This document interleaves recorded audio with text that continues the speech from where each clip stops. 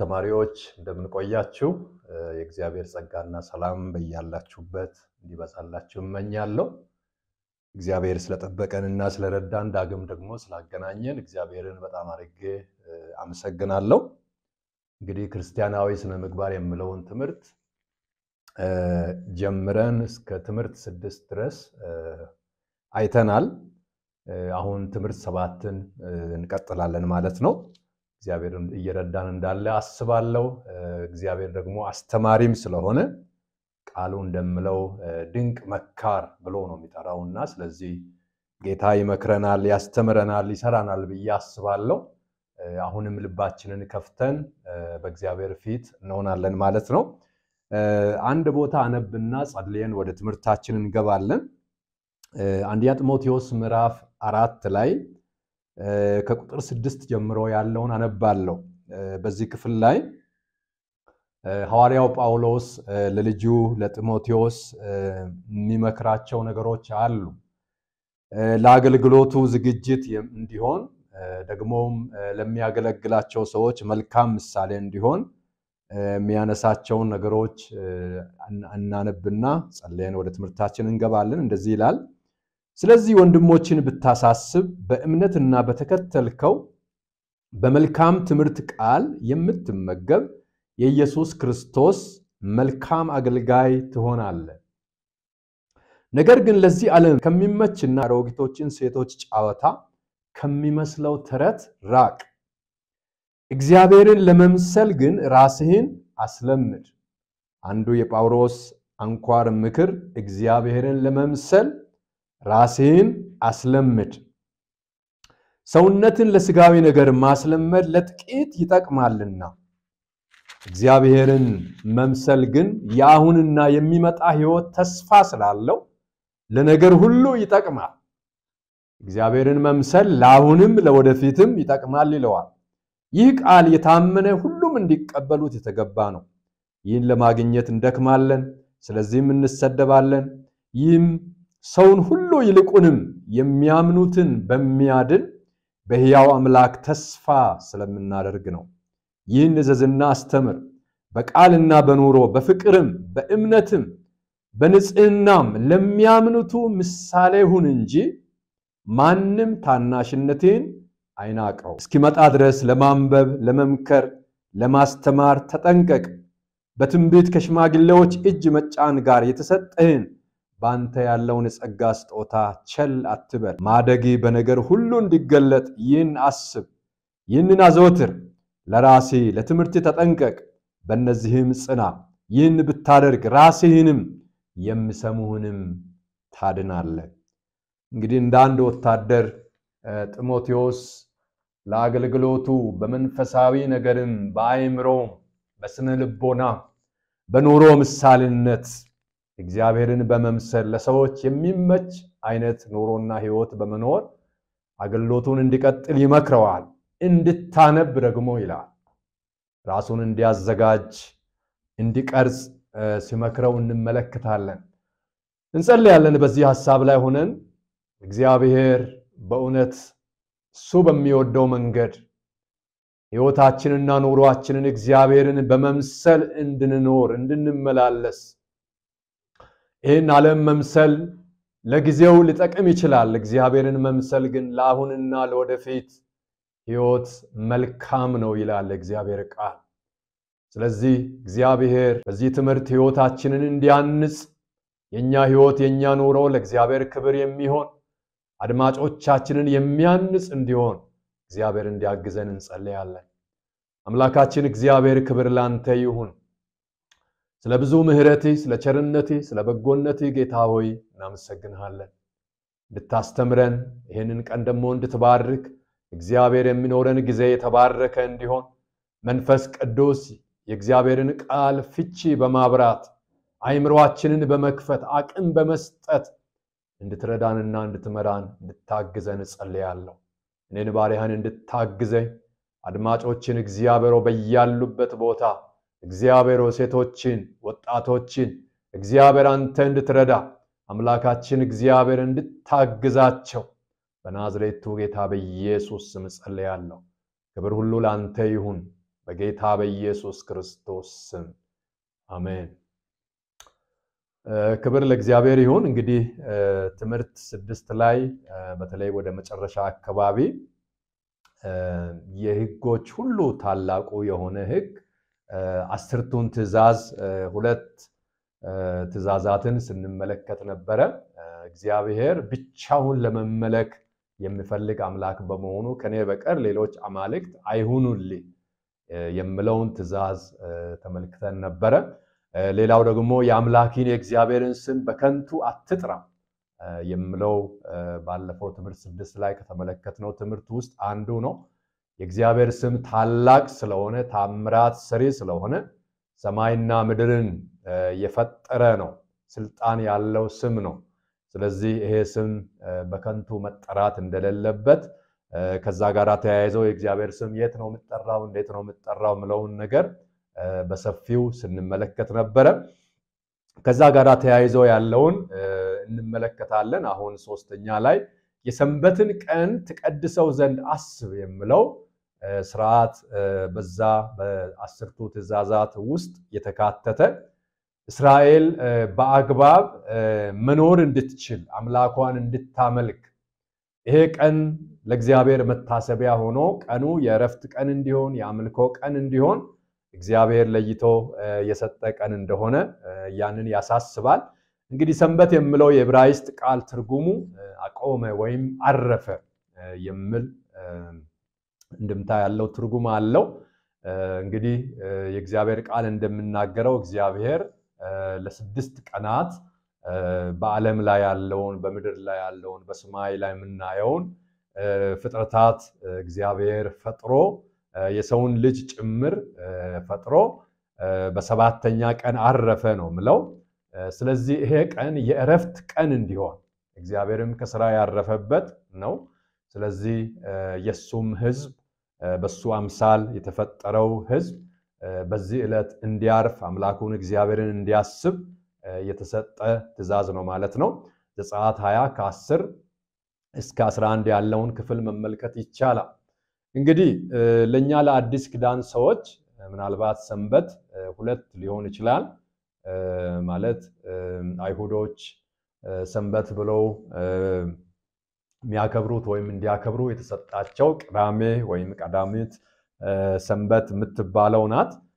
ለኛ ግን ለክርስቲያኖች በተጨማሪ ጌታ ኢየሱስ ክርስቶስ ከሙታን የተነሳበት ታላቅ ቀን የሆነ ኃጢአት የተሸነፈበት ሞት የተሸነፈበት ትልቅ ድል ያገኘንበት ቀን ስለሆነ አሁን ከዚህ ቀደም ቅዳሜ እንደ ዕረፍት እንዳምልኮ ቀን ሆኖ ያገለግል የነበረው አሁን ያለን የአዲስ ኪዳን ክርስቲያኖች እሁድን እንደ ሰንበት ቀን በመውሰድ ጌታን የምናመልክበት የምናርፍበት የእግዚአብሔርን ታላቅነት የምናስብበት ቀን ሆኗል ማለት ነው። እንግዲህ ያንን በማሰብ እግዚአብሔር የሚከበርበት ቀን ነው ማለት ነው። የዕብራውያን ጻፊ እንደውም አንድ ቦታ ላይ ሲናገር የሰንበት ዕረፍት ለእግዚአብሔር ሕዝብ እስራኤላውያን ተሰጥቶ ነበረ፣ ብዙዎቹ ማረፍ አልቻሉም ይላል። ነገር ግን ሌላ ዕረፍት ከፊት ለፊት ይጠብቃል ይላል። ያ ከፊት ለፊት የሚጠብቀው ዕረፍት እስራኤላውያን በሰንበት ቀን ካረፉት የበለጠ የእግዚአብሔር ክብር የሚገለጥበት የእግዚአብሔርን የማዳን ሥራ የታየበት ከዚህ ምድርም አልፎ በላይ በሰማይ በመንግስተ ሰማያት የሚጠብቅ ዕረፍት ትልቅ አምልኮ እግዚአብሔር የሚደነቅበት ጊዜ እንዳለ እንግዲህ መጽሐፍ ቅዱሳችን ይናገራል ማለት ነው። ይሄንን እንግዲህ ማየት እንችላለን። ሌላው ትእዛዝ አባቴንና እናቴን አክብር የሚለው ነው። አባቴንና እናቴን አክብር እግዚአብሔር ለሕዝቡ ከሰጠው ሥርዓት ውስጥ አንዱ አባት እናት መከበር እንዳለባቸው ልጆቻቸው ወላጆቻቸውን እንዲያከብሩ እንዲፈሩ እንዲታዘዙ እግዚአብሔር የሰጠው ትእዛዝ ነው ማለት ነው።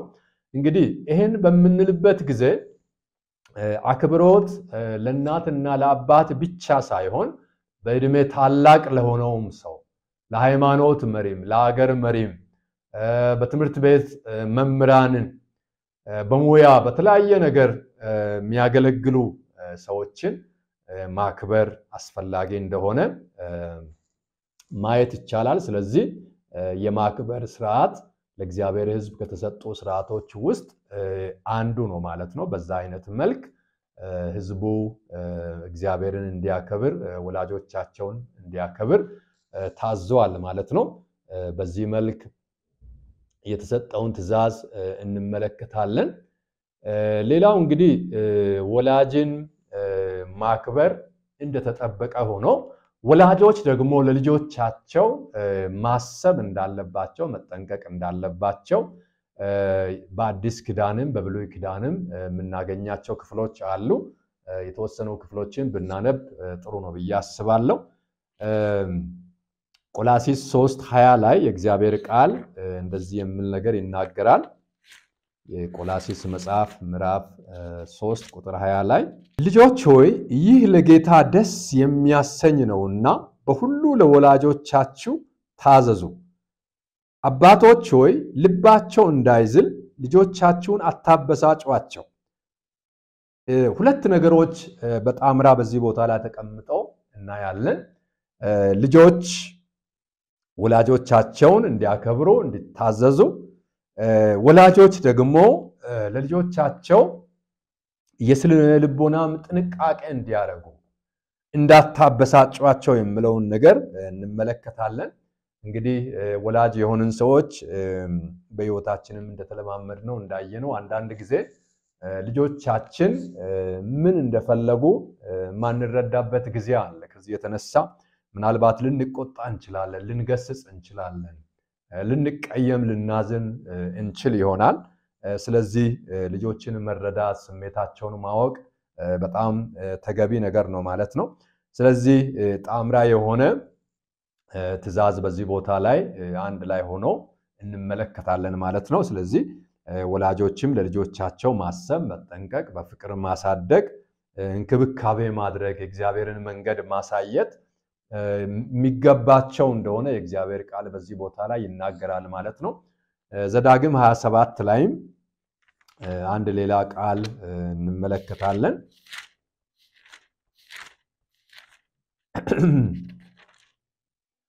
ዘዳግም 27 ቁጥር 16 ላይ እንደዚህ የሚል ቃል አለ። አባቱን ወይም እናቱን የሚያቃልል ርጉም ይሁን፣ ሕዝቡም ሁሉ አሜን ይላሉ። እንግዲህ ምናልባት አሁን ባለንበት ዘመን ከምናየው ክፍተት አንዱ ልጆች ለወላጆቻቸው የሚሰጡት አክብሮት ወይም የመታዘዝ ስነ ምግባር በተወሰነ መልኩ አንዳንድ ጥያቄ የሚፈጥሩ የሚያሳዝኑ አይነት ነገሮችን እንመለከታለን። እንግዲህ ከተለያዩ ተጽዕኖዎች የመጡ ነገሮች ናቸው። በዚህ ጉዳይ ላይ ወላጆች ሁላችንም መጸለይ በእግዚአብሔር ፊት ይገባናል ማለት ነው። በፍቅርና በትህትናም ደግሞ የነሱን ስሜትና ችግር መረዳት፣ ነገሮችን በእግዚአብሔር ፊት ማስቀመጥ፣ የእግዚአብሔርንም ቃል ደግሞ ማስተማር ተገቢ እንደሆነ ያንን ማየት ይቻላል። እንግዲህ አክብር የተባለውን ትእዛዝ ግብራዊ ለማድረግ የተለያዩ መንገዶች ይኖራሉ ማለት ነው። አክብሮታችን በምንድን ነው የሚገለጠው? እንዴት በማድረግ ነው የምናከብረው የሚለውን የተወሰኑ ነገሮችን እናያለን። እንግዲህ አባቶችን እና ታላላቆችን ምክራቸውን በመስማት ልጆች ማክበር ይገባቸዋል ማለት ነው። እንግዲህ በተግባር ከሚገለጥበት መንገድ አንዱ ይሄ ነው ማለት ነው። ታላላቆችን ወላጆችን በማክበር ደረጃ ደግሞ ልጆች ወላጆቻቸው በተቸገሩ ጊዜ፣ ታላላቆች በተቸገሩ ጊዜ መርዳትና መደገፍ አንዱ መንገድ ነው ሊሆን የሚችለው። በታመሙና በተቸገሩ ጊዜ መጠየቅ፣ ማበረታታት፣ ማጽናናት፣ ከጎን መቆም አንዱ መንገድ ነው ማለት ነው። ለልጆችም እንደዚሁ በተመሳሳይ ወላጆች እንክብካቤና ጥበቃ ማድረግ፣ ምሳሌነትና ራእያነትን ማሳየት፣ ልጆች ታናናሾችን በጌታ መንገድ በእግዚአብሔር ቃል እንዲያድጉ አቅጣጫ ማሳየት ከወላጅ ይጠበቃል ማለት ነው። በተለይ የእግዚአብሔር ቃል ልጅን በሚሄድበት መንገድ ምራው ነው ምለው፣ ባረጀ ጊዜ ከዛ ፈቀቅ አይልም።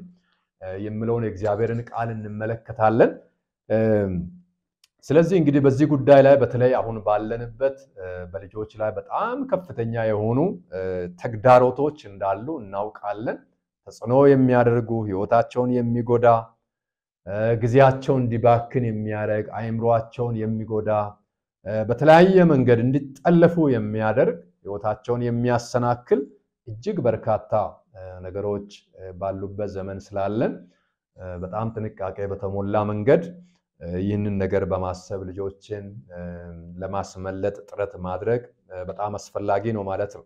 የእግዚአብሔር ቃል ከሰጠው መልካም ስነ ምግባር ሰዎች ከሰዎች ጋር ሲኖሩ በተለይም የእግዚአብሔር ሕዝብ የሆነችው እስራኤል እርስ በእርሳቸውም ከሌላው ማህበረሰብ ጋር ሲኖሩ አትግደል የሚለው የእግዚአብሔር ቃል እንደ አንድ ሥርዓት ተጠብቆ እንዲኖር እግዚአብሔር ሰጥቷል ማለት ነው።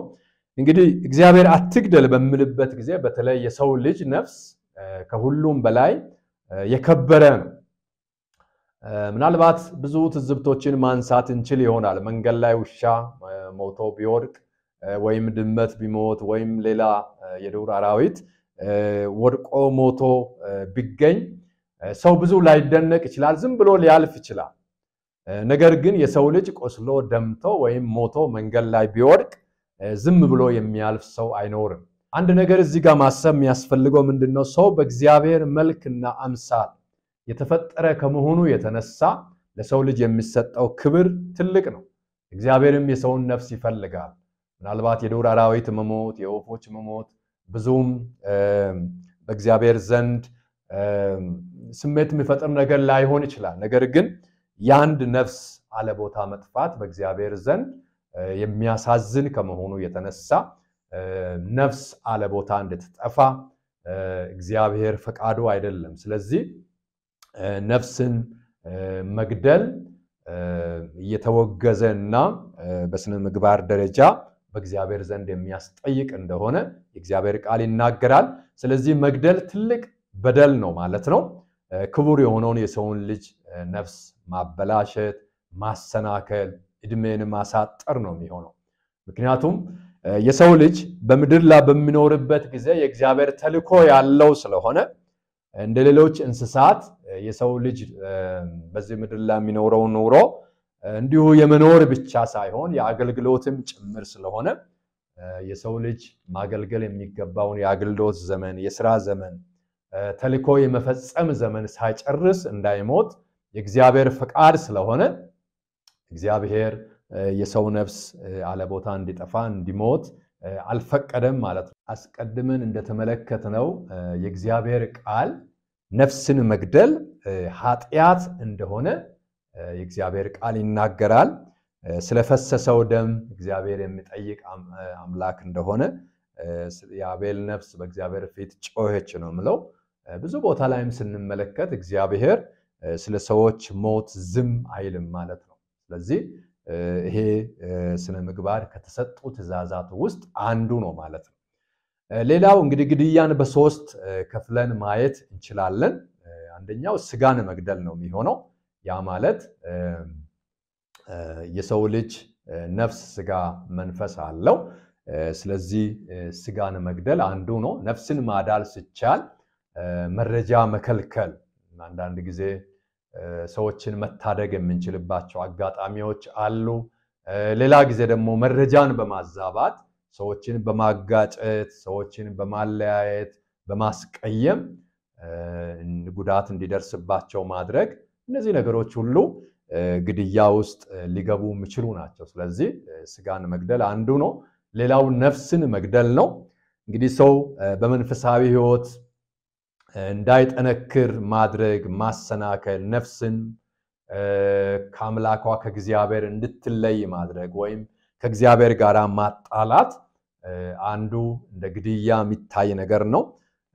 እንግዲህ የእግዚአብሔር ቃል ከሚያነሳው ነገር አንዱ ወንድሙን የሚያሰናክል በጌታ ኢየሱስ አስተምሮ ላይ ስንመለከት በአንገቱ ላይ ድንጋይ ታስሮ ወደ ባህር ጥልቅ ቢወድቅ ይሻላል ብሎ ነው የምናገረውና ስለዚህ የሰዎችን ሕይወት የሰዎችን ዕጣ ፈንታ ማሰናከል በጣም ትልቅ ኃጢአትና በደል እንደሆነ ማሰብ ያስፈልጋል።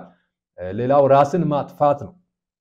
ይህም እንግዲህ በመታነቅ ራስን በባህር ውስጥ በመጣል የተለያዩ አይነት ድርጊቶችን በራስ አካል ላይ ማምጣት ራስን ማጥፋት ውስጥ ይካተታል ማለት ነው። ስለዚህ እነዚህ ነገሮችን እንግዲህ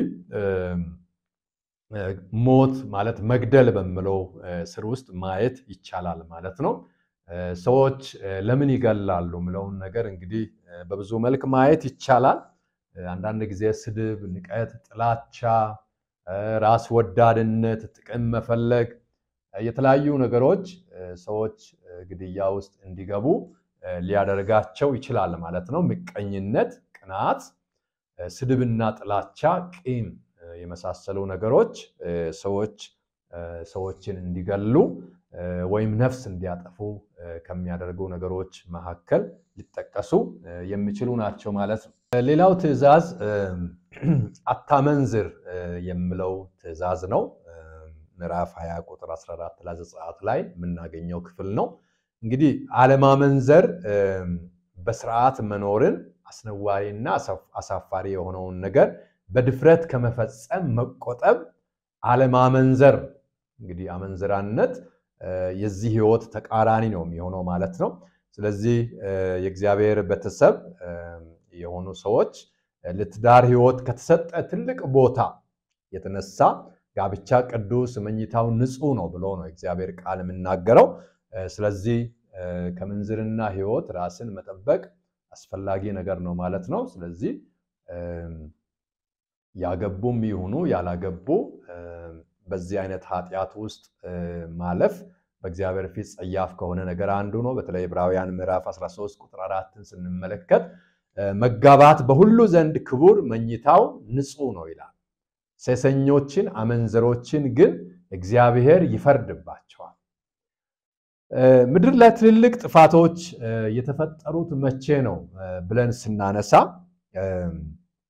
የዘፍጥረት መጽሐፍ እንደሚነግረን የማመንዘር የዝሙት ኃጢያት የቅድስና ጉለት በሰው ልጆች ላይ በሰፈነበት ጊዜ ነው እግዚአብሔር ልቡ አዝኖ ምድር ላይ የነበረውን ሰው ሌሎችንም ፍጥረታት በማጥፋት ጥቂት አንድ ቤተሰብ ብቻ እንዲቀር በማድረግ እግዚአብሔር በዛ ኃጢያት ላይ እንደፈረደ የእግዚአብሔር ቃል ይናገራል።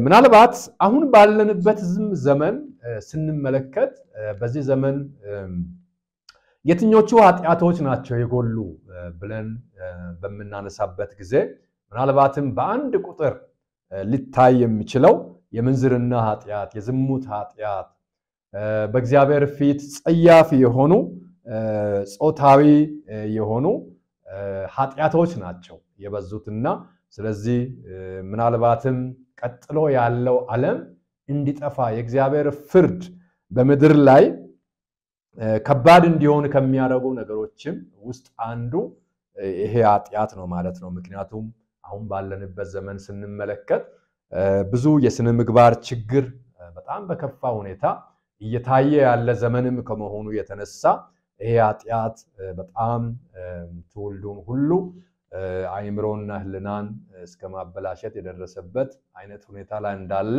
እንመለከታለን። እንግዲህ ጋብቻ አንድ ወንድና አንድ ሴት በጥምረት ባልና ሚስት በመሆን ህብረት በማድረግ ዘርን እንዲተኩ እግዚአብሔር የፈቀደበት ህይወት ነው ማለት ነው። ስለዚህ እርስ በርስ እንዲረዳዱ በፍትወት ምክንያት ከሚመጣ ፈተና እንዲያመልጡ እግዚአብሔር ያዘጋጀው መንገድ ጋብቻ ቅዱስ ነው።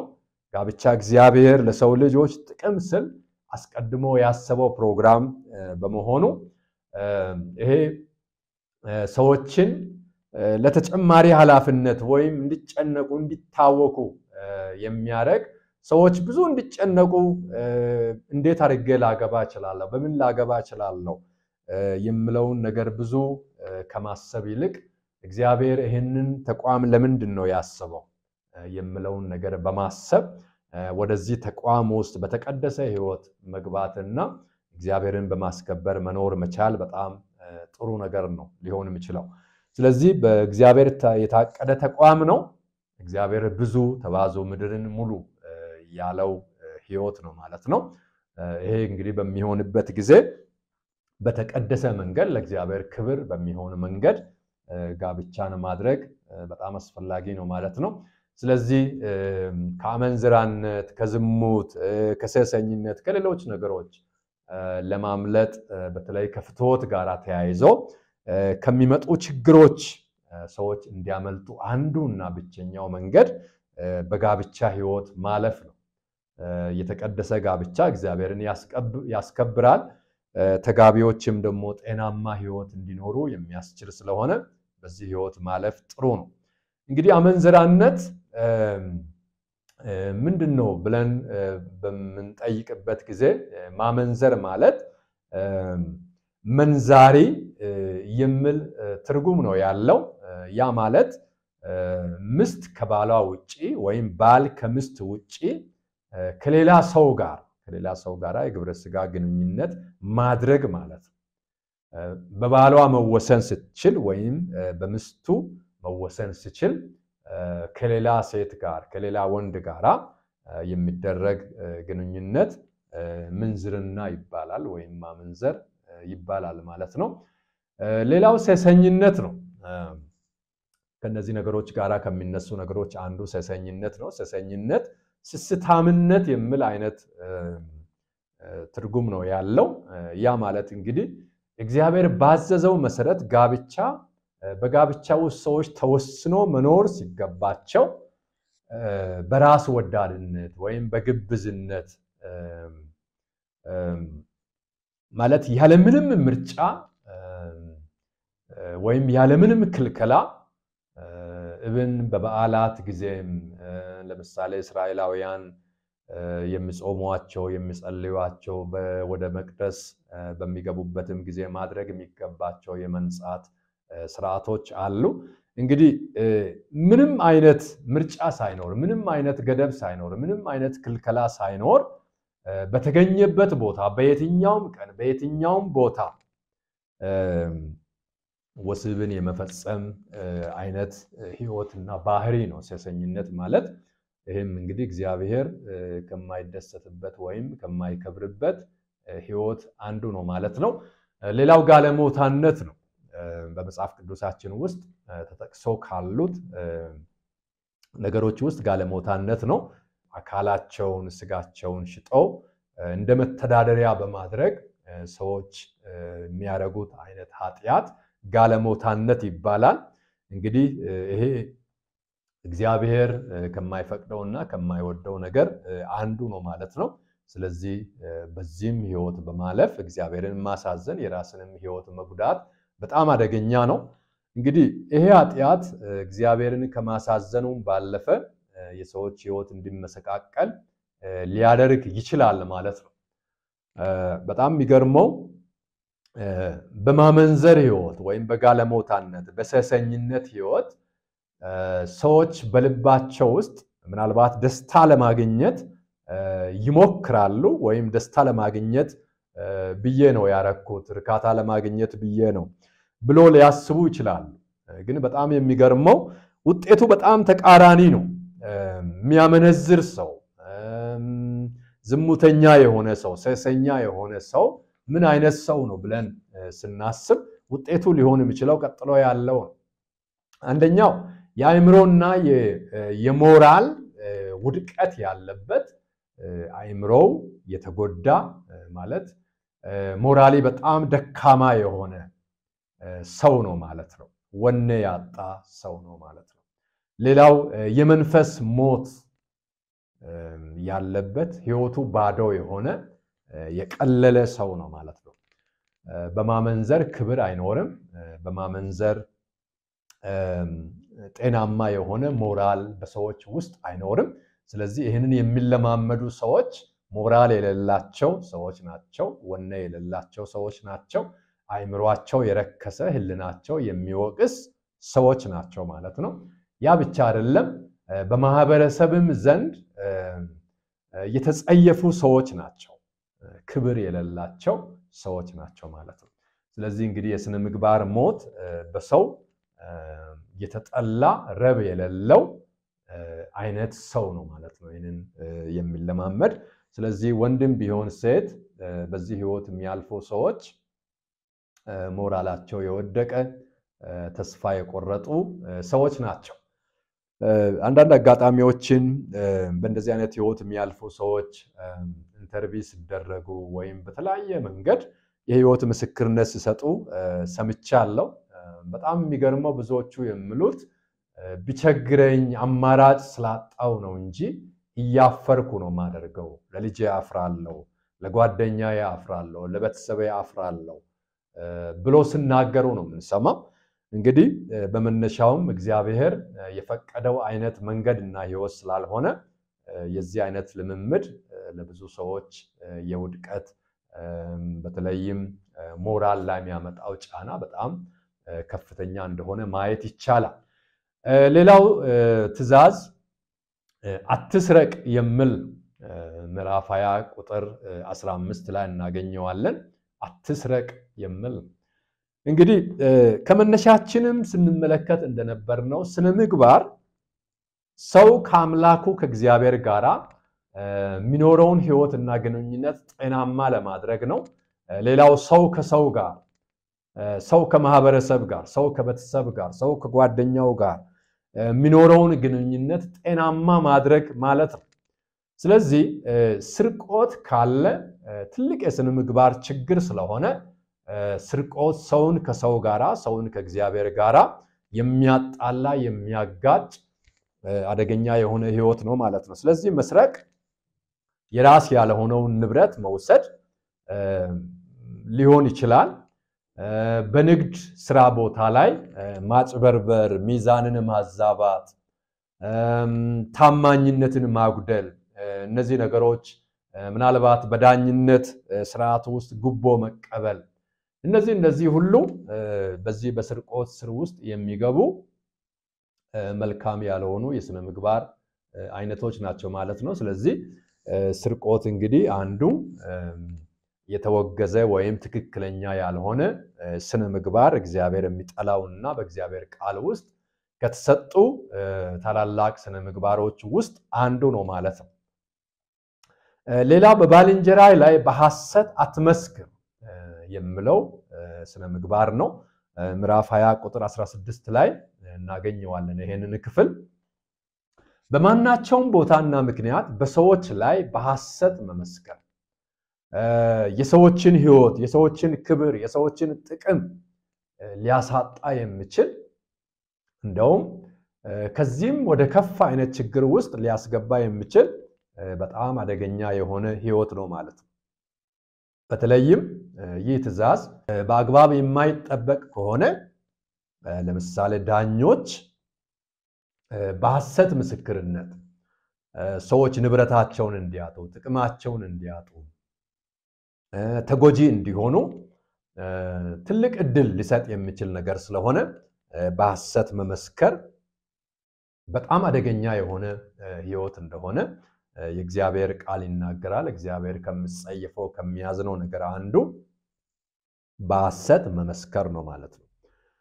በነገራችን ምስክርነት ማለት ወይም ምስክር ምለው ቃል ራሱ ስንወስድ ያየ ያዳመጠ በቦታው የነበረ ማለት ነው። እንግዲህ አንድ ሰው በሐሰት መሰከረ ማለት ያላየውን ያልሰማውን በቦታ ላይ ያልነበረው አይቻለው ሰምቻለው እንደማለት ነው የሚሆነው።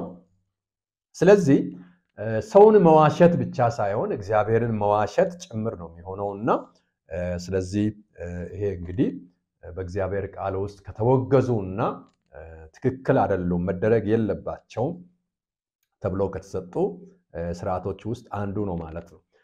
እንግዲህ ሰዎች ለምንድን ነው ወደዚህ ነገር ውስጥ የሚገቡት ብለን ስናይ በጥቅም ምክንያት፣ አንዳንዶቹ በይሉኝታ ምክንያት፣ በክፋትና በጭካኔም ወደዚህ አይነት ድርጊት ሊገቡ ይችላሉ ማለት ነው። ስለዚህ እንግዲህ በባልንጀራ ላይ በሐሰት መመስከር እግዚአብሔር ከማይከብርበት ወይም መደረግ የለበትም ብሎ እግዚአብሔር ካዘዘው ትእዛዝ መጣረስ ማለት ነው።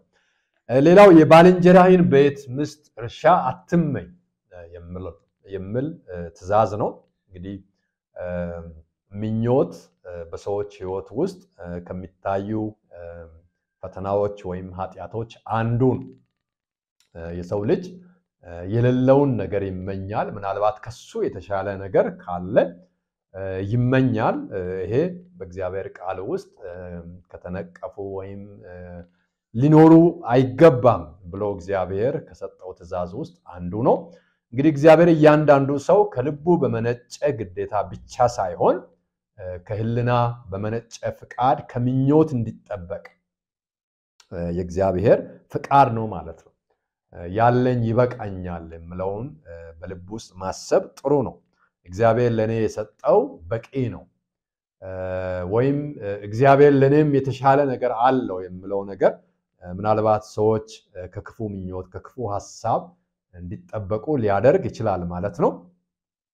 የእግዚአብሔር ቃል ሲናገር በያዕቆብ መጽሐፍ ላይ ስንመለከት ያዕቆብ 1:14 ላይ ምኞት በጣም አደገኛ የሆነ ኃጢያት እንደሆነ የእግዚአብሔር ቃል ይናገራል ይሄው ምንድነው ምለው ኃጢያት ምኞት ጸንሳ ኃጢያትን ትወልዳለች ኃጢያትም ካደገች በኋላ ሞትን ትወልዳለች እንግዲህ ምኞት የሚያድግ ነገር ነው ማለት ነው የሚበቅል የሚያድግ ፍሬ የሚያፈራ ፍሬው ጎምዛዛ የሆነ ምናልባትም መራራና ገዳይ የሆነ ሊሆን ይችላል ማለት ነው ስለዚህ ምኞት ጸንሳ ኃጢያትን ትወልዳለች ኃጢያት ካደገች በኋላ ደግሞ ሞትን ትወልዳለች ስለዚህ የመጨረሻ ፍሬው መራራ ነው ማለት ነው አደገኛ ነው ማለት ነው ስለዚህ እንግዲህ ምን ያህል ክፉ እንደሆነ የእግዚአብሔር ቃል በዚህ ቦታ ላይ በግልጽ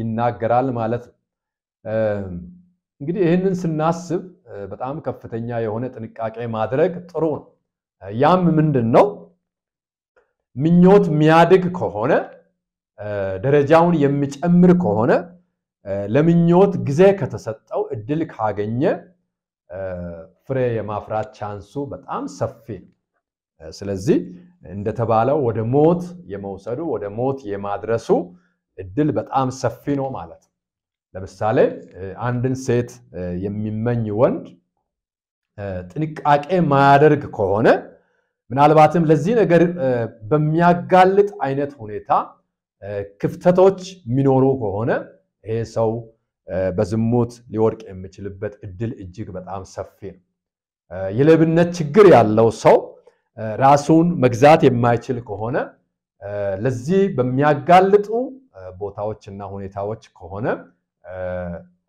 ለመስረቅ ያለው እድል በጣም ከፍተኛ ነው ምክንያቱም ከድርጊት በፊት ምኞቱ ፍላጎቱ ስለሚቀድም ያ ነገር ወደ ከፋ ችግር ውስጥ የማስገባት ትልቅ እድል አለው ማለት ነው ጌታ ኢየሱስ እንዲህ ብሏል ሴትን ያየ ሁሉ የተመኛትም በዚያን ጊዜ በልቡ ከርሷ ጋራ አመንዝሯል ያ ማለት ምን ማለት ነው ቅድም እንዳነሳሁት ሐሳብ ነው የሚቀድመው ስለዚህ ሐሳብ ካለ ከሐሳብ በኋላ ድርጊት ይኖራል ማለት ነው እንግዲህ እንደዚህ አይነት ነገሮችን ማሰብ ጥሩ ነው ስለዚህ መጽሐፍ ቅዱሳችን ለዚህ ነው በኃጢያታችን እንድንናዘዝ ኃጢያታችንን በእግዚአብሔር ፊት እንድንተው የሚያዘን ለዚህ ነው የልጁ የኢየሱስ ክርስቶስ ደም ከኃጢያት ሁሉ ያነጻል ብሎ የእግዚአብሔር ቃል ስለምናገር ራስን በመመርመር የምኞት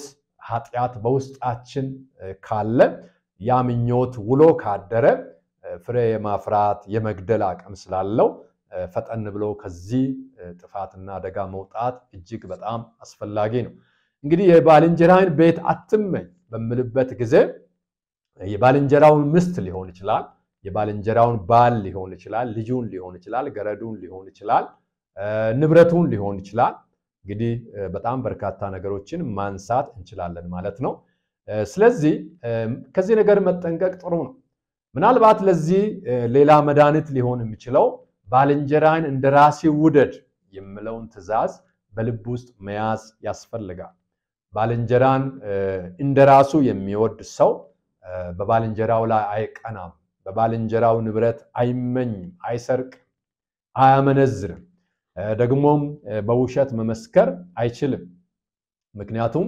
በባልንጀራው ላይ ፍቅር ስላለው ያንን ማድረግ አይችልም ማለት ነው ስለዚህ ለባልንጀራ የሚያስፈልገውን ለማድረግ ማለት ለባልንጀራ ያለንን ፍቅር ምን ገልጽባቸው መንገዶችም እጅግ በርካታ ናቸው ምናልባት በችግር ውስጥ ብራብ ማብላት ሊሆን ይችላል ብታረዝ ማልበስ ሊሆን ይችላል መጽሐፍ ቅዱሳችን ውስጥ እንደ ታላቁ አገልግሎት ጌታ ኢየሱስ በተለይ በዚህ ጉዳይ ላይ በጣም ሰፊ ነገሮችን ያነሳል ተርቤ አላበላችሁም ተጠምቼ አላጠጣችሁም እንግዳ ሆኜ መጥቼ አልተቀበላችሁም ምለውን ለራሱ ሳይሆን ለሌላ ሰው ወይም ለባልንጀራ ለምንለው ያንን አገልግሎት ማድረግ እንደሚገባን ያነሳል ስለዚህ የሰዎች መብት እንዲጠበቅ በማድረግ ፍቅራችንን ወይም ለነሱ ማሰባችንን መውደዳችንን መግለጽ ያስፈልጋል ማለት ነው በጸሎት መርዳት መምከር አዝኖ ቢሆን ማጽናናት ሐዘናቸውን እና ደስታቸውን መካፈል ይሄ ለባልንጀራችን ያለንን ፍቅር የሚገልጽ ነገር ነው የሰው ልጅ ፍቅሩን ወይም በውስጡ አለኝ ምለውን መልካም ነገር በድርጊት መፈጸም መቻል አለበት በድርጊት የማይፈጸም ከሆነ ምናልባት ከንቱ ምኞት ሊሆን ይችላል ስለዚህ ይሄንን ማድረግ ጥሩ ነው ቅርብ ጊዜ ያየሁት አንድ ድራማ በጣም ጥሩ አስተማሪ ነው አንዳንድ ጊዜ ሰውን ለመርዳት ወይም ችግረኛን ለመርዳት ወይም ጌታን ወደዋለው የሚለውን ነገር የምንገልጥበት መንገድ ጌታ የሚመጣበት መንገድም እጅግ ብዙ ነው ምናልባት አንዳንድ ጊዜ ተርቦ የሚመጡ የኛን እርዳታ የሚፈልጉ የኛን ምክር የሚፈልጉ አቅጣጫ እንድናሳይ እንድንጸልይላቸው የሚፈልጉ ሰዎችን ምናልባት የጊዜ እጥረት ቢኖር ያቅም ውስንነት ቢኖር የተለያዩ አይነት ውስንነቶች እንኳን ቢኖሩ ምናልባት ያቺ ጊዜ ወሳኝ ልትሆን ስለምትችል ምናደርገውን ነገር ከማድረግ አለመቆጠብ በጣም የተሻለ ሊሆን ይችላል ማለት ነው ስለዚህ እንግዲህ እንደዚህ ተዛዛት ለባልንጀራ ከማሰብ ጋራ ተያይዘው የመጡ ናቸው ይህንን የትምህርት ክፍለ ጊዜ እዚህ ጋር እናበቃለን ስለነበረን ጊዜ እግዚአብሔርን በጣም እናመሰግናለን እግዚአብሔር ይባርካችሁ እንግዲህ ቀጥሎ ያሉ ትምህርቶችን በሚቀጥሉት ጊዜያት ውስጥ እንመለከታለን ማለት ነው ጌታ ሰላምና ጸጋ ይብዛላችሁ